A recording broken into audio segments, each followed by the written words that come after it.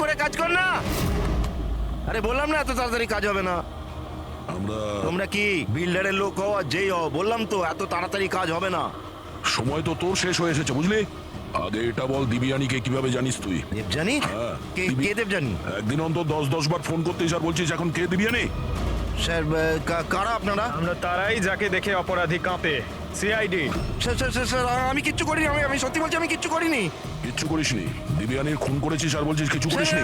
আমি দীপিকা আছি স্যার, আমি খুন করিনি, বিশ্বাস করুন স্যার। ফোন না করলে 10 বার করে ফোন করতিস কেন? স্যার অ্যাকচুয়ালি আমি দেবজানুর নাম আর নাম্বার পেয়েছিলাম, সেই জন্য মাঝে মধ্যে ভেবেছিলাম বিরক্ত করবো, আর কিচ্ছু নয় স্যার, বিশ্বাস করুন, আর কিচ্ছু নয়। কে দিয়েছে তোকে এই নম্বর? আমি সত্যম কমপ্লেক্সে কিছু কাজের জন্য গিয়েছিলাম, তো বাথরুমের দেওয়ালে ওর নাম আর ফোন নাম্বার লেখা ছিল স্যার। তো আমি ওকে ফোন করি, কিন্তু আমাকে বকতে থাকে। আমি বুঝতে পারি ও খুব ভদ্র একজন মেয়ে। স্যার আমি ওর খুন করিনি, দিব্যি গালছি স্যার, বিশ্বাস করুন আমি খুন করিনি ওর। পঙ্কজ, একটু চেক করো তো সত্যম কমপ্লেক্স।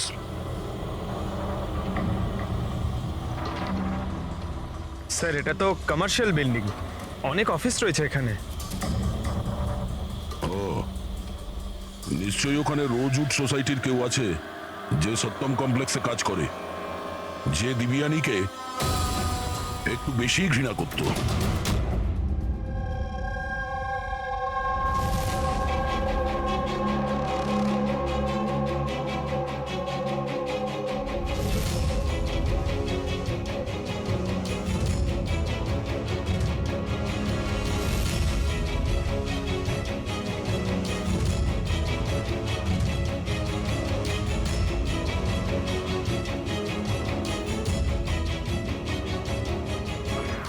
জিম্মি, আরে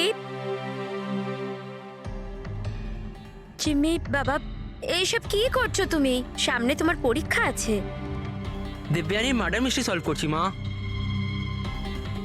কি? আগে ম্যাথের কোয়েশ্চেন পেপার তো সলভ করো। আমি কিছু বলছি তোমার। মা প্রথম পেপারটা ফিজিক্সের, আর এই মার্ডারটা কিছুটা ফিজিক্সের লজিক কাজ করেই হয়েছে। তুমি তোমার এই লজিক না, এতে আমি বিরক্ত হয়ে গেছি। এখন এই লজিক গিয়ে তুমি এসিপি স্যারকে বোঝাবে, আর তারপর উনি আমায় ফোন করে তোমার নামে নালিশ করবেন। মা যখন এসিপি স্যার আমার কমপ্লেন করবে না, তখন ওনার সামনেও এমনি একটু বকে দিও। হ্যাঁ, সিআইডি অফিসার হওয়ার কথা বলছো, আর নিজের মাকে মিথ্যে বলার ট্রেনিং দিচ্ছ, তাই না? এখন আমি গিয়ে এসিপি স্যারকে এটা নালিশ করবো, দাঁড়া। মা মা আমি জানি তুমি স্যারের কাছে নালিশ করবে না, আচ্ছা, কারণ তুমি তো ওয়ার্ল্ডের বেস্ট মম, তাই না মা? না না, আরে ছাড়, আরে জিবি, আরে তুমি ছাড়। বলবে না মা? আরে না না না, তুমি বলবে না? তুমি আর মা আমি গিয়ে এখনই বলছি, এখনই দাঁড়িয়ে তুমি যা। বলবে না?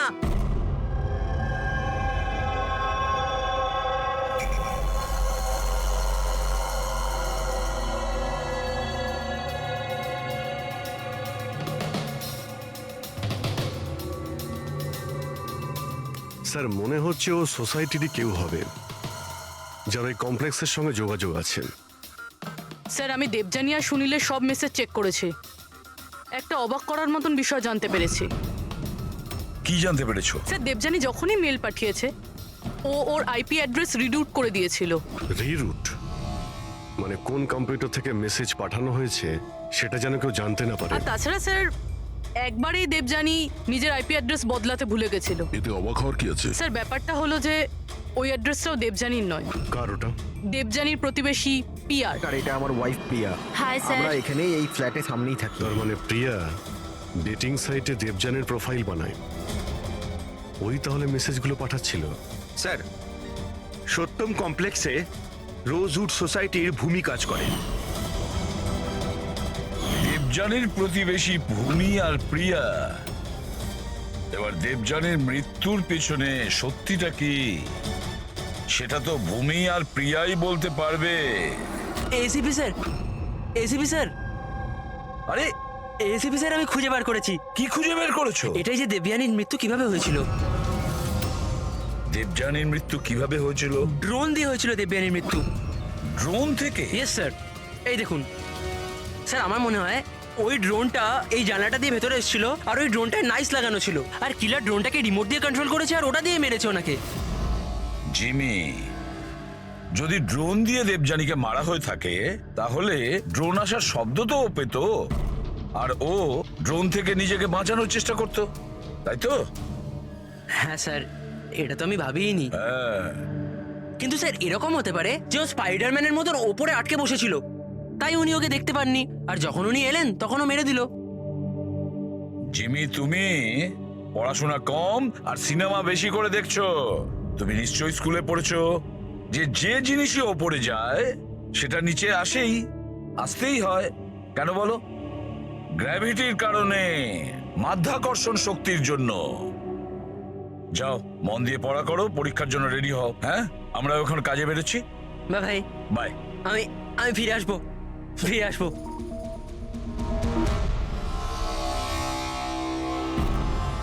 কিছু বলছেই না।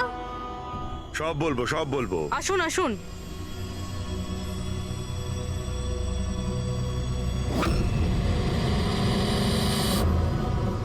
স্যার, আমাদেরকে এখানে কেন রাখা হয়েছে? খুব শখ ছিল তোমার না ডেটিং সাইটে অন্যের প্রোফাইল বানানো? হ্যাঁ, স্যার, আমি কিছু বুঝতে পারলাম না। তোমাদের লজ্জা হওয়া উচিত। একজন মেয়ে হয়ে আরেকজন মেয়েকে তোমরা বদনাম করতে চাইছিলে।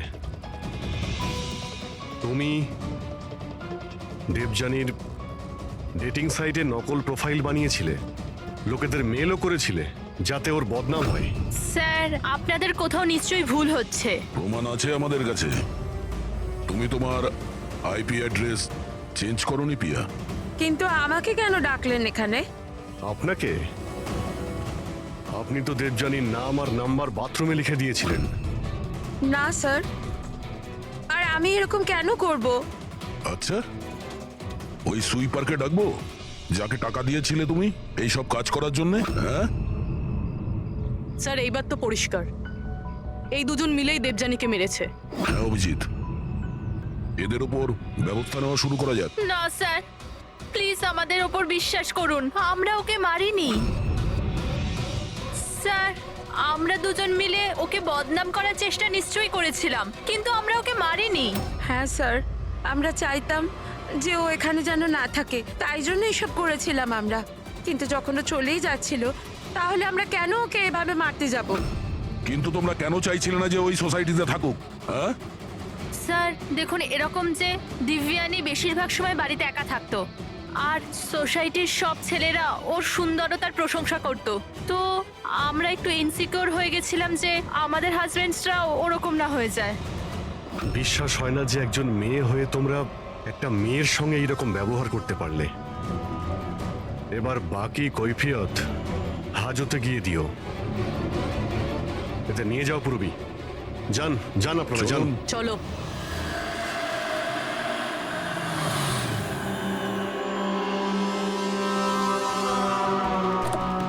হ্যাঁ স্যার, জানতে পারলেন কিছু? আমি ওই কাবারটা খুব ভালো করে চেক করেছি, কিন্তু ওখানে দেবযানী আর রাকেশের আঙুলের ছাপ ছাড়া আর কারোর আঙুলের ছাপ পাইনি।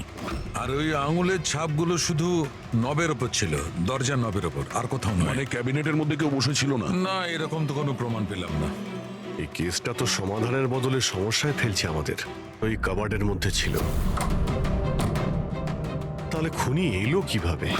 আর যদি খুনি না আসে তাহলে খুনটা হলো কিভাবে? খুন হলো কি করে? দেখো, আমি তোমাদের বলেছিলাম না দেবযানীর কাঁধের ওপর যে 3টে ক্ষত ছিল, ওগুলো একদম 90 ডিগ্রি অ্যাঙ্গেলে ছিল।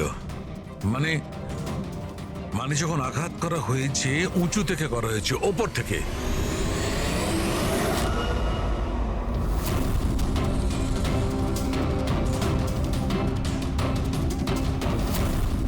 উপর থেকে নিচে। ফ্রেডরিক, তুমি এই লাইটগুলো অন করো তো। আরে, 3টে বাল্ব তো জ্বলছেই না, ফিউজ হয়ে গেল নাকি এগুলো? ফিউজ তো উঠতে পারে না, ঝাড়গুলো নতুন, এর মধ্যেই লাগানো হয়েছে। দেবযানীর কাঁধের উপরে 3টে ক্ষত ছিল, আর এটা 3টে বাল্ব অফ। ফ্রেডরিক, তুমি এগুলো নিচে নামাও তো। বোধহয় দেবযানীর মৃত্যুর রহস্য এর মধ্যেই রয়েছে।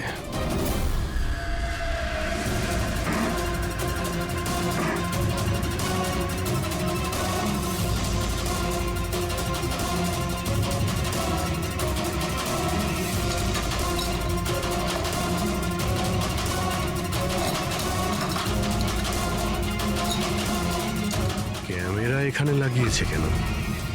এই হচ্ছে ওই হাতিয়ার যা দিয়ে খুন হয়েছে। রক্ত লেগে আছে এতে। আর এই দ্বিতীয়টা? আর এটা এই তারের সঙ্গে যুক্ত করে রেখেছে, আর এর সাহায্যেই এটা তীরের গতিতে নিচে নামে, দেবযানীকে মার্ডার করে আর উপরে গিয়ে বাল্বের সঙ্গে ফিট হয়ে যায়। স্যার এটাতে সেন্সারও আছে। মনে হচ্ছে যে ওয়াইফাই দিয়ে, কোনো রিমোট দিয়ে বা অ্যাপের মাধ্যমে চালানো হচ্ছে। কেউ তো এই ক্যামেরা দিয়ে দিবিয়ানির উপর নজর রাখছিল, ওর প্রত্যেকটা চালচলনের উপর।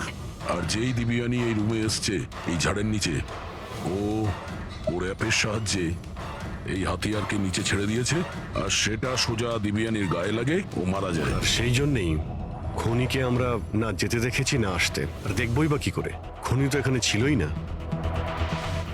ভালো টেকনিক ব্যবহার করেছি খনি। কিন্তু এরকম করতেটা কে পারে?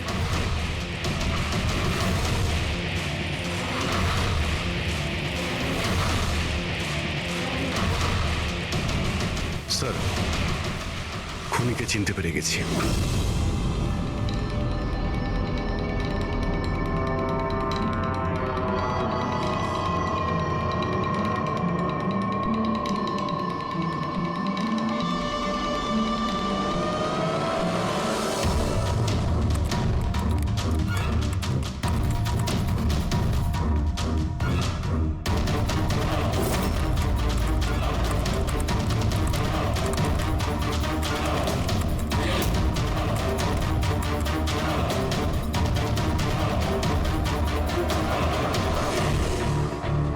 ল্যাপটপ কি করে অন হলো?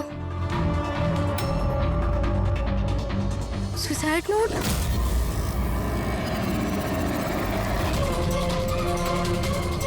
কে?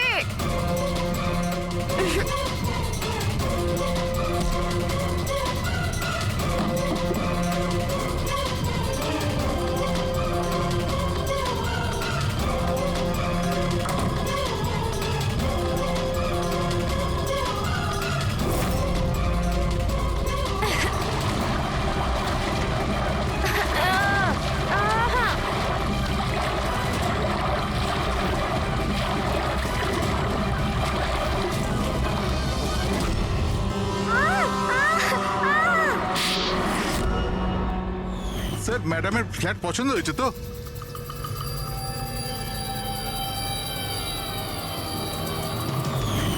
যখনই আমরা এই স্যান্ডেলিয়ারের ওপর মেকানিজম দেখলাম, আমরা বুঝতে পারলাম যে সবের পেছনে সিমরান তুমি আছো। কারণ তুমি দিবিয়ানির ঘরের রিনোভেশন করেছিলে কয়েকদিন আগে। আমি যা কিছু করেছি সব রাকেশের কথাই করেছি, কিন্তু ও এতটাই খারাপ মানুষ যে ও আমাকেও মারার চেষ্টা করেছে, যাতে ওর রাস্তা পরিষ্কার হয়ে যায়। কিন্তু তুমি এটা কেন করলে? দেবযানী আমার বন্ধু ছিল ঠিকই, কিন্তু আমি ওকে ছোটবেলা থেকেই অপছন্দ করতাম। কারণ ওর ভালো মানুষের জন্য সবাই ওকে আমার থেকে বেশি অ্যাপ্রিসিয়েট করতো। আমার খুব হিংসে হতো। আর এই রাকেশ আমায় উৎসাহ দিল আর ওকে মারার প্ল্যান বানালো, যেটাতে আমি ছিলাম না। কিন্তু হ্যাঁ, ওর সঙ্গ নিশ্চয়ই দিয়েছি। ডান দিকের আলমারির সেকেন্ড ড্রয়ারটার মধ্যে দেখো। তুমি ইচ্ছে করে ওকে ফাইল আনতে বলেছিলে, এইভাবে ও ঝাড়বাতির সামনে আসে, আর অ্যাপের মাধ্যমে তুমি ওকে খুন করে দিলে। আর কি করতাম স্যার? ওই মহিলার সাথে সারা জীবন থাকতাম? জানি না কতজনের সাথে। স্যার, ওর ক্যারেক্টার ঠিক ছিল না। বিয়ের পরে ওর 10খানা অ্যাফেয়ার ছিল। আমি তো ছাড়তেই চেয়েছিলাম, কিন্তু ফ্যামিলির প্রেশারের জন্য সেটাও করতে পারছিলাম না। এভাবে কি করে ও আমার জীবনটা বরবাদ করে দেবে? মেয়েদের কোনো শাস্তিও হয় না। স্যার, আমি ওর থেকে মুক্তি চেয়েছিলাম, সেই জন্য আমি ওর মৃত্যুকেই নিজের রাস্তা বানালাম, আর সিমরানের ছোটবেলার হিংসাকেও কাজে লাগালাম। শুধু একটা সন্দেহের কারণে তুমি ওকে মেরে দিলে? স্যার, সন্দেহ ছিল না, আমি জানতাম। শুধু 1-2 নয়, পুরো সোসাইটি ওর কাণ্ডকলাপ আলোচনা করত। আর আমি নিজেও যখন আমি বাড়িতে থাকতাম, তখন রাতের বেলা জানি না অচেনা ছেলেরা ওর সাথে দেখা করতে আসতো। এরকম মহিলার সাথে কেউ কি করে থাকবে স্যার? এটা তুমি কি করেছো রাকেশ? নিজের সহজ সরল স্ত্রী দেবযানীকে সন্দেহ করে ওর প্রাণ নিয়ে নিলে। জীবনের যেটুকু সুখ বাকি ছিল সেটাও তুমি নিয়ে নিলে। এবার তোমরা দুজন জেলের গড়াদের পিছনে পৌঁছতে থাকবে।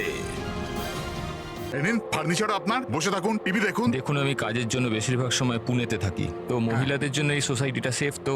100% সেফ। সিসিটিভি ক্যামেরা আছে, 24 ঘন্টা সিকিউরিটি গার্ড আছে, আর কোনো সমস্যা হলে আমিও তো আছি না। হ্যালো। হ্যালো দেবজানি, শোনো আমি এখানে পার্লাতে এসেছি, এখানে একটা সুন্দর ফ্ল্যাট দেখেছি, তোমার পছন্দ হবে। Thank you so much Rakesh, finally আমি নরক থেকে মুক্তি পাবো। আচ্ছা শোনো না, আমিও ফ্ল্যাটটা দেখবো একটু। হ্যাঁ অফকোর্স দেখবে। একটা কাজ করো, এক্ষুনি চলে এসো, ঠিক আছে? আচ্ছা শোনো, আলমারির মধ্যে আমি একটা ফাইল রেখেছি, ওখানে ডকুমেন্টস আছে এগ্রিমেন্টের জন্য, ওটাও নিয়ে আসবে। যদি ফ্ল্যাট পছন্দ হয় তো আজই এগ্রিমেন্ট করে নেবো। ওকে, এক মিনিট। রাকেশ কোথায় রেখেছো ফাইল? আমি পাচ্ছি না তো। আরে ভাই, আমি তোমার জন্য একটা গোটা ফ্ল্যাট খুঁজে ফেললাম আর তুমি একটা ফাইল পাচ্ছ না? দেখতে পাচ্ছি না তো। না, কোথায় দেখছো দেবজানি? ডান দিকের আলমারির সেকেন্ড ড্রয়ারটার মধ্যে দেখো। পেয়ে গেছি। ওকে ওকে, ওই যে এগ্রিমেন্টের ফাইল, ওটা তো? পেয়েছো? চলো ঠিক আছে, ব্যাস আমি এখনই নিয়ে বেরোচ্ছি। ঠিক আছে, নিয়ে এসো। হ্যালো দেবজানি।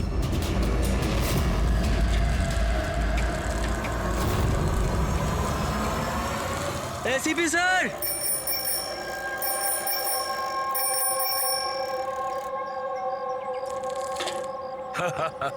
আরে জিমি, কেমন আছো বাবা? Morning sir. Good morning Jimmy. আজ হঠাৎ কি মনে করে? কেমন আছো? স্যার খুব ভালো আছি স্যার, একদম আপনার মতো। আমার মতন? স্যার যদি আপনার মতো থাকি তাহলেই তো বড় হয়ে আপনার মতো সিআইডি অফিসার হতে পারবো। আরে বাহ, আমার মতন অফিসার হবে? সিআইডি তে এসিপি হবে? সেটার জন্য অনেক পড়াশোনা দরকার, এক্সামের প্রিপারেশনটা খুব ভালো দরকার, তাই না? কেমন চলছে তোমার প্রস্তুতি? একদম দারুণ স্যার, আর এক্সামে তো স্যার খুব ইজি কোয়েশ্চেন আসে। ভেরি গুড, বসো বসো। স্যার এটা আমার স্ক্র্যাপ বুক স্যার, আমি এটার মধ্যে ক্রাইম হিস্ট্রি সলভ করেছি স্যার। মাই স্ক্র্যাপ বুক? এখানে ক্রাইম হিস্ট্রি আছে? হ্যাঁ স্যার, আপনি এটা দেখে আমাকে গাইড করুন না স্যার। স্যার আমি এখানে ইনফরমেশন অনেক আলাদা আলাদা জায়গা থেকে কালেক্ট করেছি আর সব সেভ করে রেখেছি স্যার, সব স্ট্যাম্প করে রেখেছি যাতে আমি সবকিছু একসাথে এক জায়গায় দেখতে পারি। আর স্যার এই যে এই পেজটা না, এখানে লেখা আছে যে কখন হয়েছে, কিভাবে হয়েছে, কোথায় হয়েছে। আর স্যার এর যে নেক্সট পেজটা না, ওটার মধ্যে একদম ফাইনাল ডিটেলস আছে। আচ্ছা, কিন্তু স্যার কিছু জিনিস মিসিং আছে যাতে আমি বুঝতে পারছি না কি করে হয়েছে। তো এই ক্রাইম এই বিল্ডিং এর আন্ডার কনস্ট্রাকশন হয়েছে? যে অপরাধ করেছে সে গম্ভীর করেছে, আর তুমি দারুণ কাজ করেছো, কিন্তু এই সব করার আগে লেখাপড়া ভালো করে করতে হয়, এক্সামে খুব ভালো নাম্বার পেতে হবে, তাহলে দেখবে তুমি একজন ভালো সিআইডি অফিসার হয়ে গেছো। যখন বড় হয়ে যাবে আমি তোমাকে গাইড করব ভালো সিআইডি অফিসার হওয়ার জন্য। Thank you sir. এবারে এই মিস্ট্রিটা আমরা কবে সলভ করব জানো? তোমার এক্সাম শেষ হওয়ার পরে আমরা দুজনে মিলে সলভ করব। না ঠিক আছে sir, by sir. By.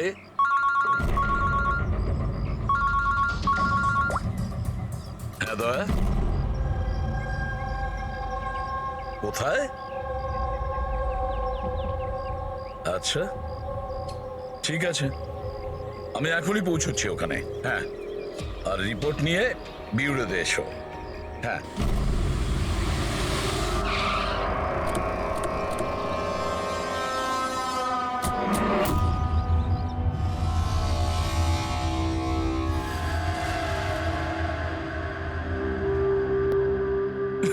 Debjani, control yourself Rakesh. Rakesh control. Rakesh সামলাও নিজেকে নিজে। রাকেশ দেখুন না কি হয়ে গেল। এখন তদন্ত চলছে, আমি বাইরে গিয়ে কথা বলছি। তোমরা ওকে বাইরে নিয়ে যাও। আরে আমি তো বললাম কথা বলবো। চলো যাও। রাকেশ, কন্ট্রোল ইয়োরসেলফ, সব ঠিক হয়ে যাবে।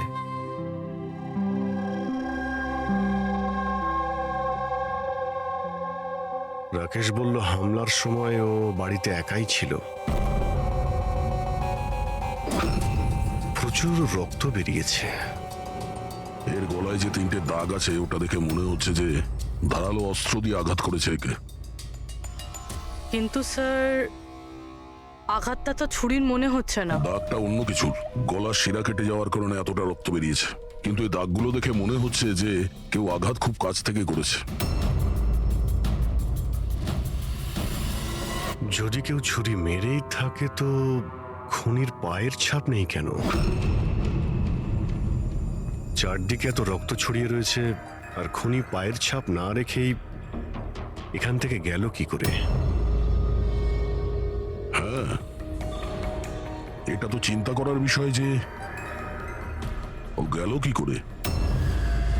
এই রাকেশ বলছিল যে যখন দিব্যানীর খুন হলো তখন ও এর সঙ্গে ফোনে কথা বলছিল আর ও একটা ফাইল খুঁজছিল, আর হঠাৎ চিৎকারের আওয়াজ এলো আর ও মারা গেল। আমি একটা জিনিস বুঝতে পারছি না যে এত বড় ঘরে ওই খুনি এলো কি করে, যেটা দিব্যানী দেখতে পেল না। এটাই কিছু বুঝতে পারছি না। একদমই। যদিও খনিকে ভিতরে ঢুকতে দেখতে পেত বা যদিও বুঝতেও পারতো তাহলে ও রিয়াক্ট করতো। রাকেশের সঙ্গে ফোনে কথা বলছিল, রাকেশও জানতে পারতো, কিন্তু এমনটা হয়নি। স্যার, আমরা পুরো বাড়ি খুঁজে ফেলেছি কিন্তু কোথাও মার্ডার উইপেন খুঁজে পাইনি। এটা কি ধরনের খুন? না খুনির আসার কোনো প্রমাণ, না যাওয়ার কোনো প্রমাণ। আর খুনটা এমন অস্ত্র দিয়ে হয়েছে যার ব্যাপারে জানাই যাচ্ছে না। খুনিকে ধরতে গেলে অন্তত এটা তো জানতেই হবে যে খুন করলো কি দিয়ে। স্যার হতে পারে দেবযানীর ওপর খুনি পিছন থেকে হামলা করেছিল আর রিয়্যাক্ট করার আগেই হয়তো ওর মৃত্যু হয়েছে। অভিজিৎ, একটা কাজ করা যাক, এই ক্রাইম সিনটাকে আবার রিক্রিয়েট করে দেখি। হতে পারে জানতে পারা যাবে যে খুনি কোথা থেকে এসছে। ঠিক আছে, দয়া তুমি এই দিকটা দেখো, ততক্ষণ আমি প্রতিবেশীদের সঙ্গে কথা বলে আসছি।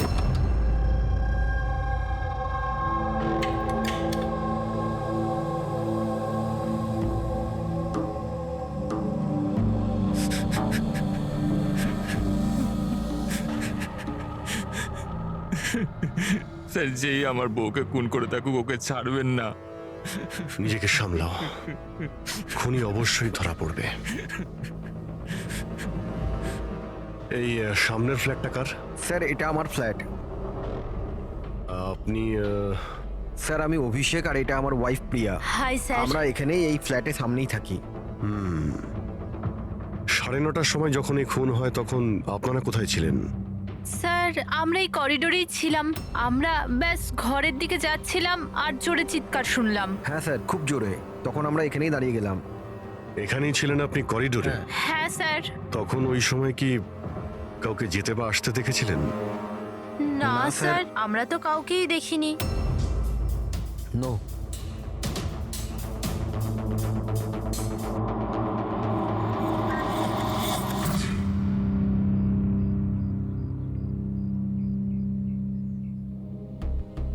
স্যার আমি আপনাকে দেখতে পাচ্ছি।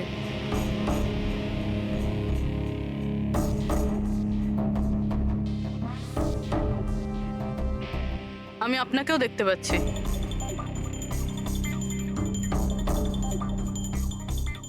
স্যার খুনি যেদিক থেকেই আসুক দেবযানী ঠিক দেখতে পেত।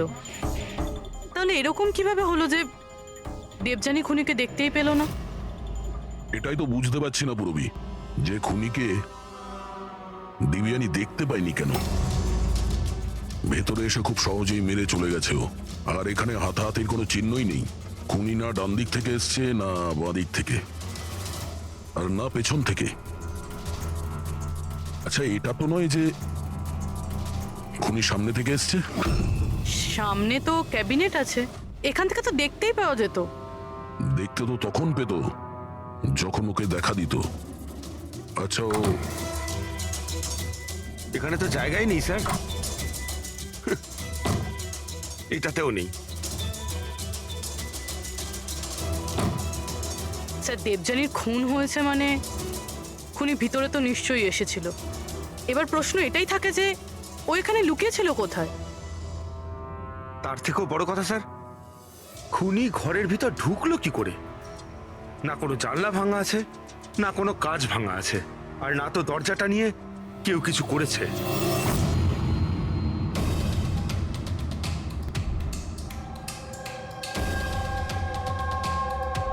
স্যার ওই সময় আমি ডিউটিতেই ছিলাম। এ কখন হলো আমি জানি না স্যার। তোমার কাউকে সন্দেহ হয়? একদম নয় স্যার। স্যার ওর সাথে তো একদিন না একদিন এটা ঘটতোই। কেন? এটা কেন বলছেন আপনি? নম্বরের ক্যারেক্টারলেস মহিলা ছিল ওর ঘরে, জানি না কত লোকের আসা যাওয়া লেগেই থাকতো। রাকেশ, এই ফ্ল্যাটের চাবি কার কার কাছে থাকে? স্যার একটা চাবি তো ঈশান বাবুর কাছে থাকে, উনি সোসাইটির চেয়ারম্যান। আর একটা চাবি সিমরানের কাছে আছে, যে দেবযানীর ছোটবেলার বন্ধু, আর ওই আমাদের ফ্ল্যাটটাকে রেনোভেট করেছিল। না বলে একমাত্র ওই আছে যে বাড়ির ভেতর ঢুকতে পারে। একটু সিমরানকে ডাকো। আমি এই সোসাইটির চেয়ারম্যান কিষান, আর ইনি আমার স্ত্রী ভূমি।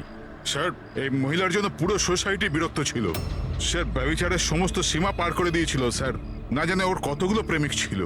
আমার তো মনে হয় স্যার, নিশ্চয়ই কোনো না কোনো প্রেমিকই ওর হত্যা করেছে। এক মিনিট। আমরা শুনেছি যে উনি খুবই সাধারণ হাউস ওয়াইফ ছিলেন। স্যার, ও বিবাহিত ছিল, কিন্তু নিজের স্বামী রাকেশের সাথেও থাকতো না। এক্সকিউজ মি, আপনি প্লিজ আমার গাড়িটা পার্ক করে দেবেন? Yeah sure. Yeah.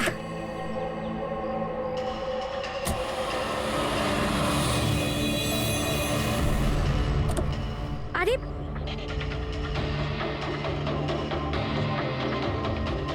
Thank you. What's your name? অভিনব।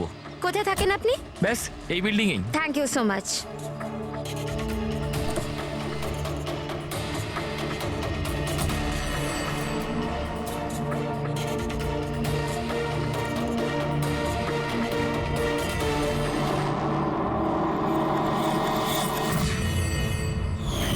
সোসাইটির ছেলেদের কাছে সাহায্য চাইতো বলে আপনারা ওনার ক্যারেক্টার নিয়ে আঙুল তুলছেন? হ্যাঁ, যদি এরকম ব্যাপার না হতো তাহলে আমরা কেন আঙুল তুলবো? স্যার, দেবযানীর সঙ্গে বাজে শ্রেণীর লোকেরা দেখা করতে আসতো, আর যখন এই কথাগুলো জানাজানি হতো তখন ও কথাটা এড়িয়ে যেত আর উল্টে লোকজনের বিরুদ্ধে হ্যারাস করার অভিযোগ আনতো। স্যার, সিমরান। সিমরান, এই ঘরের একটা চাবি তোমার কাছে থাকে? হ্যাঁ স্যার। স্যার, শুধু চাবিটা আমার কাছে বলে আপনি আমার সন্দেহ করছেন? দেবযানী আমার ছোটবেলার বন্ধু, আমি ওর খুন করিনি।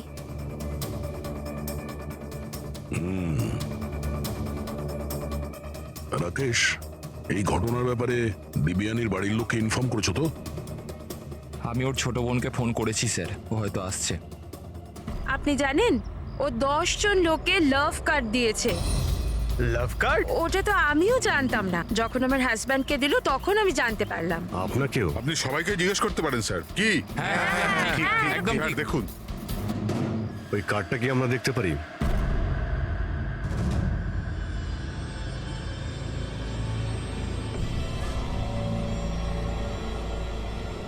স্যার, আমি এসব ব্যাপারে কিছুই জানি না। আমি আমার কাজের জন্য পুনেতেই থাকি, আর মাসে হয়তো 3-4 বারই বাড়িতে আসতে পারি। এত কিছু ঘটে গেছে রাকেশ, আর তুমি আমাদের বলছো কিছুই জানো না? এটা কিভাবে সম্ভব? না স্যার, আমি সত্যিকারেরই কিছু জানি না, কিন্তু দেবযানীকে কিছুদিন ধরেই খুব বিরক্ত লাগছিল। আসলে ও এই সোসাইটিতে থাকতে চাইছিল না। এর কারণ কি? স্যার, আশপাশের লোকদেরও পছন্দ করতো না। বলতো ওরা নাকি খুব আনফ্রেন্ডলি আর রুড। এমনকি ওর ঘরটাও খুব একটা পছন্দ হতো না। ইনফ্যাক্ট ওর কথাতে আমি আজ সকালেই একটা নতুন ফ্ল্যাট বুক করেছিলাম। আমি জানতাম না যে আমার বউয়ের ক্যারেক্টারের লোক এইভাবে আঙুল তোলে। আসুন স্যার, ইনি রিয়া, দেবযানীর বোন। আসুন, বসুন।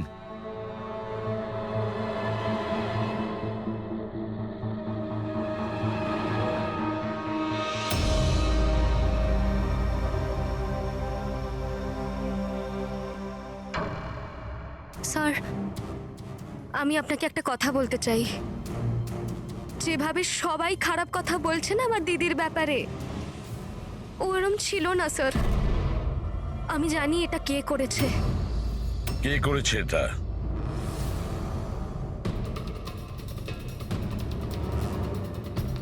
স্যার, আসলে বিয়ের আগে দিদির একটা বয়ফ্রেন্ড ছিল, নীলেশ নাম ছিল। দিদির ওর সাথে আশীর্বাদে হয়ে গিয়েছিল। সব ওই করেছে স্যার। আপনি এটা কেন মনে করছেন যে দিব্যানীর খুন নীলেশ করেছে? স্যার, হি ওয়াজ আ ডিসগাস্টিং ম্যান। মার তো খুব অত্যাচার করতো আমার দিদির ওপর স্যার। স্যার, ওর এরকম ব্যবহারের জন্যই ওর সাথে আমরা বিয়ে ভেঙে দিই। আমার সাথে সম্পর্ক ভাঙলি? হ্যাঁ, আমার সাথে সম্পর্ক আর বিয়ে অন্য কাউকে? কেন? তোর বাবার কথায় না? কি কম আছে আমার মধ্যে? কাউকে বিয়ের কথা কখনো ভাবলে না আমি তোকে? আমার কথা শোনো, বিশ্বাস করো। How dare you! তোমার সাহস কি করে হয় আমার দিদির উপর হাত তোলার? হ্যাঁ, আমার দিদি তোমার সাথে বিয়ে করবে না, এইটুকু কথা তোমার মাথায় ঢোকে না? না, হ্যাঁ? তোকে মেরে ফেলবো, আমি প্রাণে মেরে ফেলবো, বুঝলি? আমাকে ছাড়া কখনো কাউকে বিয়ে করার কথা ভাবিস তো? কিছুদিন বাদে ও দিদিদের পাশের একটা বিল্ডিংয়ে শিফট হয়েছিল স্যার। ওই দিনটার পরে দিদির ফোনের হুমকির কল মেসেজ দিদির কাছে রোজ আসতো স্যার। এমনকি কিছু লোক দিদির বাড়িতে রোজ আসতো স্যার। স্যার আমি বলছি স্যার, এই সব নীলেশের কাজ স্যার। আর ওই সোসাইটির চেয়ারম্যান ঈশান স্যার, ও আমার দিদিকে বদনাম করার একটাও সুযোগ ছাড়েনি। ও এটা কেন করতে যাবে? ও ও ও এই জন্য, কারণ ওর নজর দিদির ওপর ভালো ছিল না স্যার।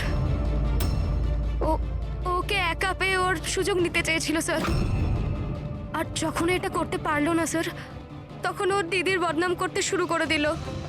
নীলেশ আর ঈশান, নীলেশ ওর বিয়ে ভেঙে যাওয়ায় প্রতিশোধ নিতে চায়, আর ঈশানের মেয়েলিগোতে আঘাত লেগেছে, সেই কারণেও দিবিয়ানিকে বদনাম করার চেষ্টা করছে। রাকেশ, ঈশান আর নীলেশের ব্যাপারে তুমি কিছু জানো? আমাকে কেউ কখনো কিছু বলেনি, কিন্তু একটা রবিবার আমি বাড়িতেই ছিলাম আর রাত্রির প্রায় তখন 11টা, বাড়ির বেলটা বাজলো। যখন আমি দরজা খুললাম তো সামনে একটা লোক দাঁড়িয়েছিল, আমাকে দেখতেই পালিয়ে গেল ওখান থেকে। আমি ওকে আটকানোর চেষ্টা করেছিলাম কিন্তু ততক্ষণও চলে গেছে। ঠিক আছে, তোমরা এখন যেতে পারো। যদি আমাদের দরকার পড়ে তোমাদের ডেকে নেব।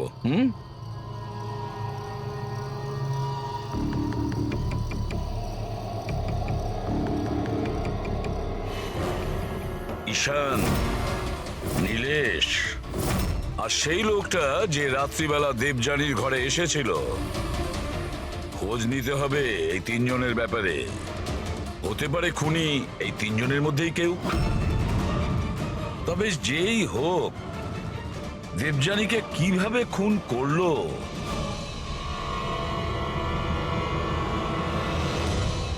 বস, দেবযানীর ওপর খুব ছুঁচলো ধারালো জিনিস দিয়ে আঘাত করা হয়েছে।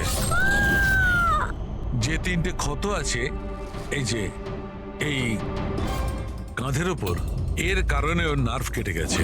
আর এই যে 2টো ক্ষত কাঁধের ওপর, অদ্ভুত ব্যাপার হচ্ছে এই যে 3টে ক্ষত আছে, এগুলো একে অপরের থেকে সমান দূরত্বে আছে।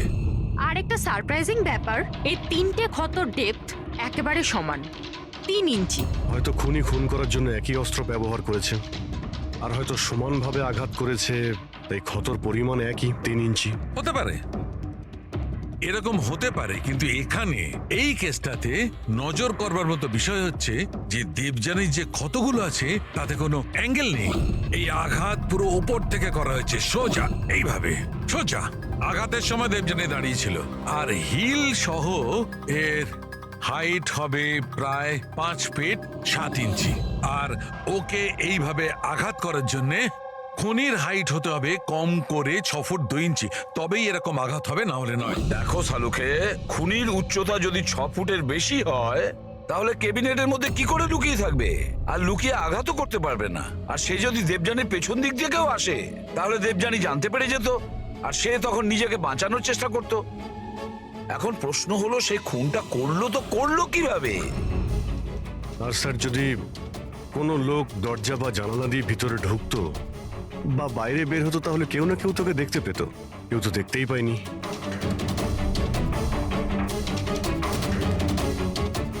এই খুনি দেবযানীর কাছে পৌঁছলো কিভাবে? আর তাছাড়া দেবযানী টেরও পেল না।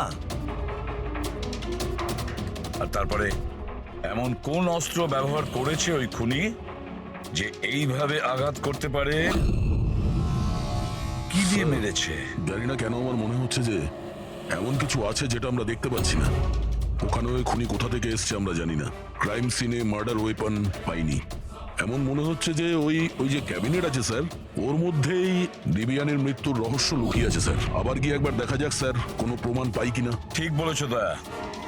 হেডরিক, একটা কাজ করো, তুমি ওই সোসাইটিতে গিয়ে ওই সোসাইটিতে যে কয়জন লোক আছে যারা 6 ফুটের থেকে লম্বা, তাদের সবার লিস্ট নিয়েছো। আর তাছাড়া এটাও খবর নাও যে দেবযানীর বাড়িতে রাত্রি 11টার সময় কে এসেছিল, যে রাকেশকে দেখে পালিয়ে গেছে। দেবযানীর পুরো ফোন রেকর্ড চেক করো, ল্যান্ডলাইনের রেকর্ডও আর মোবাইল ফোনের রেকর্ডও। আর আমরা এই ঈশান আর নীলেশের সঙ্গে কথা বলি।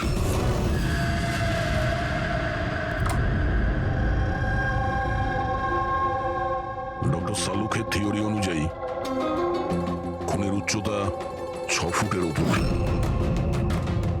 স্যার তাহলে তো ঢুকবে কিভাবে? এটাই তো ভাবছি।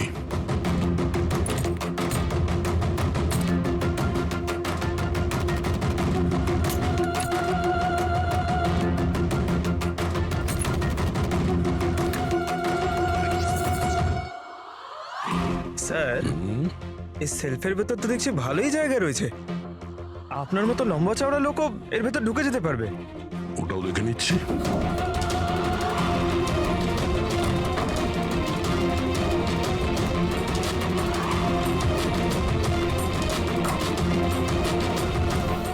যদি এই সেলফগুলো বার করে আমার মতো লোক ওইখানে ধরে যায়, হতে পারে খুনিও এখানে ছিল। স্যার তাহলেও তো এই প্রশ্নটাই থেকে যাচ্ছে যে দেবযানী খুনিকে দেখে ফেলতো আর চেঁচাতো। কি দেখছেন স্যার? ক্যাবিনেটের মধ্যে কোনো মেকানিজম নেই তো, যার জন্য দিবিয়ানির খুন হয়েছে, কিন্তু এরকম কিছু দেখতে পাচ্ছি না তো। স্যার খুনি কোনো প্রমাণ ছাড়েনি। মার্ডার ওয়েপনও খুঁজে পাচ্ছি না। দিবিয়ানির খুন কি করে হলো এটাও বুঝতে পারছি না। দিবিয়ানির খুন হলো কি করে? একটা কাজ করো, এই ক্যাবিনেটের মধ্যে যতগুলো আঙুলের ছাপ আছে সব নিয়ে নাও। হতে পারে দেবযানী তার খুনিকে দেখেছিল, কিন্তু সে বেঁচে নেই যে আমাদেরকে বলবে। কে কে হতে পারে খুনি, আর দেবযানীকে মারলো কিভাবে? কিভাবে মারতে পারে? খুনি খুবই চালাক স্যার। হ্যাঁ, চালাক তো বটেই, কিন্তু কতদিন লুকিয়ে থাকবে? কতদিন? স্যার এই 4টে লোক আছে সোসাইটিতে যাদের উচ্চতা 6 ফুট বা তার বেশি। অভিষেক, ঈশান, ওয়াচম্যান, ভূমি। স্যার এ হাই হিল পরে, হিল পরার পরের উচ্চতা 6 ফুট হয়ে যায়। কিন্তু অভিজিৎ, এই 4 জনের মধ্যে কে হতে পারে যে দেবযানীকে খুন করেছে?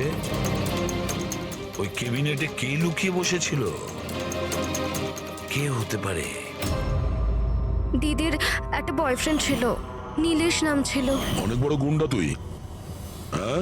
গত সপ্তাহে নিজের প্রতিবেশীকে এমন মেরেছিস যে মরতে মরতে বেঁচে গেছো, আর দিবিয়ানিকে তো মেরেই দিয়েছিস। সত্যি সত্যি যদি মেরে ফেলতাম, কিন্তু আফসোস ও তো নিজেই মরে গেল। হ্যাঁ মানছি ওর সাথে আমার ঝগড়া হতো, কিন্তু এর জন্য কেউ বিয়ে ভাঙে নাকি? স্যার এই জন্যই আমি বদলা নিতে চেয়েছিলাম। প্রচুর তেল তোর শরীরে না? হ্যাঁ, 2 মিনিট, মাত্র 2 মিনিটই তোর সমস্ত তেল বার করে দেবো, বুঝেছিস? তারপর স্বপ্নেও কাউকে মারার কথা ভাববি না তুই। স্যার আমি ওই সোসাইটিটার সমস্ত ফুটেজ চেক করেছি, আর সেখানে নীলেশ সোসাইটির বাইরে এদিক ওদিক ঘুরে বেড়াচ্ছিল দেখা গেছে। আচ্ছা,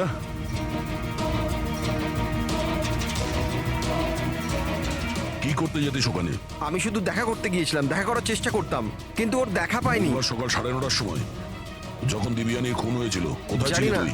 জানি না স্যার, আমি রাতে একটু বেশি খেয়ে ফেলেছিলাম, তাই আমার মনে আসছে না। মনে করার চেষ্টা কর, খুব ভালো করে চিন্তা কর, স্মৃতিশক্তি ফিরিয়ে নিয়ে আয়, না হলে তোর এমন হাল করব তুই নিজেকে চিনতে পারবি না, বুঝলি?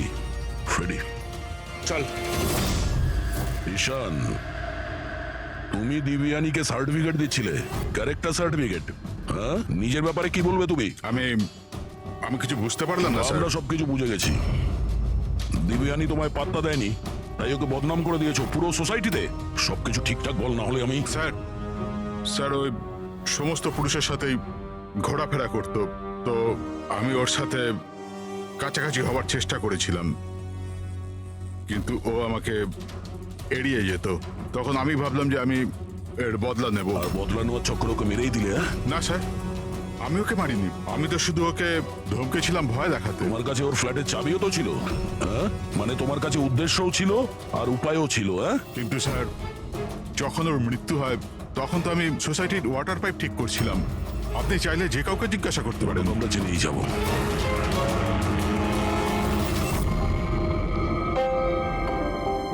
স্যার, হ্যাঁ, এই ঈশান আর নীলেশ, এদের দুজনের মধ্যে কেউ একজন খুনি হতে পারে স্যার।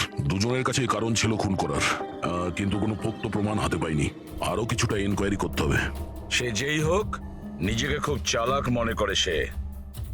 আচ্ছা আচ্ছা দয়া, দেবযানীর বাড়িতে রাত্রি 11টার সময় যে এসেছিল সে কে, কিছু জানতে পেরেছো? হ্যাঁ স্যার, ওনার নাম সুনীল, বাইরেই বসে আছে। স্যার, দেবযানীর সাথে আমার কথা ডেটিং সাইটে হয়েছিল। ডেটিং সাইটে? Yes sir. তারপর আমাদের মেলেও কথা হতো স্যার। আর দেবযানী আমায় বাড়িতে দেখা করতে ডেকেছিল, আর আমি দেখা করতে গিয়েছিলাম স্যার, কিন্তু ওর বরকে থেকে ঘাবড়ে গেছিলাম স্যার। ভয়ের চোটে আমি ওখান থেকে পালালাম স্যার। পুরবি, দেবযানীর ডেটিং সাইট চেক করো আর ওর ইমেলও চেক করো, দেখা তো যাক এ কতটা সত্যি বলছে। স্যার, স্যার দেখুন, দিদির ফোনে কেউ জীবন নামের ব্যক্তি বারবার ফোন করছে আর উল্টোপাল্টা কথা বলছে।